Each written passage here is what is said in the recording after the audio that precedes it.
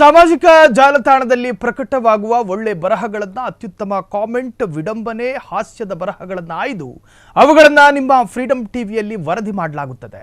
ಇದೀಗ ಬರಹಗಾರ್ತಿ ಬಾನು ಮುಷ್ತಾಕ್ ಬೂಕರ್ ಪ್ರಶಸ್ತಿ ಗೆದ್ದಿದ್ದಾರೆ. ಆದರೆ ಈ ಕ್ರೆಡಿಟ್ ಅನ್ನು ದಿವಂಗತ ಪತ್ರಕರ್ತ ಪಿ ಲಂಕೇಶ್ ಅವರಿಗೋ ಅಥವಾ ಬಾನು ಅವರ ಪತಿಗೆ ನೀಡುವ ಪ್ರಯತ್ನ ನಡೆದಿದೆ.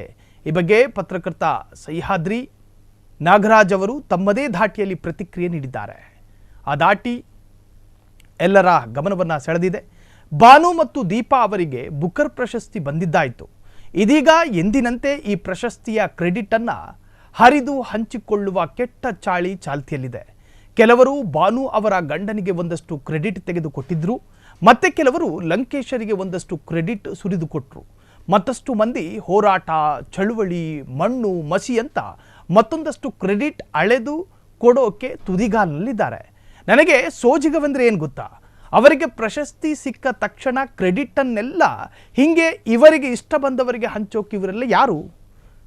ಅಂದರೆ ಯಾರಿಗಾದರೂ ಪ್ರಶಸ್ತಿಯ ಕ್ರೆಡಿಟ್ ಸಲ್ಲಬೇಕಾದ್ದು ಹೌದೇ ಆಗಿದ್ದರೆ ಅದನ್ನು ನಿಜವಾಗಿಯೂ ಸಲ್ಲಿಸಬೇಕಾದವರು ಯಾರು? ಖುದ್ದು ಬಾನು ಅವರು ತಾನೇ. ಇಷ್ಟು ವಿವೇಕ, ಕಾಮನ್ ಸೆನ್ಸ್ ಇಲ್ಲದಿದ್ದರೆ ಹೇಗೆ? ಪತ್ರಕರ್ತ ಸಹ್ಯಾದ್ರಿ ನಾಗರಾಜ್ ಅವರು ಕಳೆದ 1 ದಶಕದಿಂದ ಪತ್ರಕರ್ತರಾಗಿ ಕೆಲಸ ಮಾಡ್ತಿದ್ದಾರೆ. ಹಲವು ಪತ್ರಿಕೆ, ಮ್ಯಾಗಝಿನ್ಗಳಲ್ಲಿ ಕೆಲಸ ಮಾಡಿದ್ದಾರೆ. ಬರವಣಿಗೆ, ಲೋಕಸಂಚಾರ, ಸಮಾಜದ ವಿವಿಧ ಸ್ತರಗಳ ಜನರೊಂದಿಗೆ ಬೆರೆಯುವುದು ಇವರ ನೆಚ್ಚಿನ ಹವ್ಯಾಸವಾಗಿದೆ.